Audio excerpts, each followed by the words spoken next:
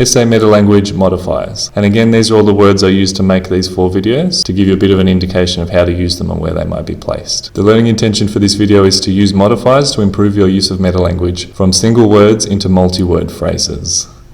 And what this means is basically you'll be using 3 or 4 words to precisely describe differences or similarities within your essay, rather than just saying words like similarly or differently. For you, the success criteria is I can create complex phrases combining modifiers with metalanguage to express complex relationships precisely. So the purpose of all these words is to modify the comparative phrases to indicate degree. So you're not just saying things are similar or things are different, but you are being precise as to how similar and how different they are. Your task is to refer to your list of similarities and difference words and add these modifiers to them, maybe in a separate column. So for these words, rather than give a definition or use them in a sentence, I've simply given them a relatively arbitrary and non-precise score out of 10. So a word like hardly would be a score of 1 out of 10, in that you're saying that the similarities or differences that you're referring to are very small, maybe only 1 out of 10 things are similar.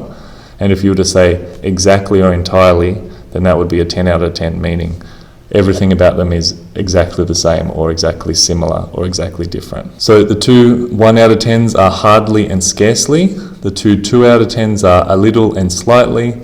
For 3 out of 10 we have somewhat, which of course you could use the way you structured your sentence would indicate how much somewhat that was. The 2 4 out of 10s are rather and nearly.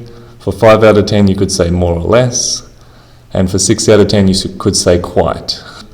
About a 7 out of 10 is probably about or virtually. The 3 8 out of 10s are what I've said are almost, a great deal and significantly, and a 9 out of 10 is considerable. The 4 10 out of 10s are totally, completely, entirely and exactly. And as well as this, you can also add these modifiers.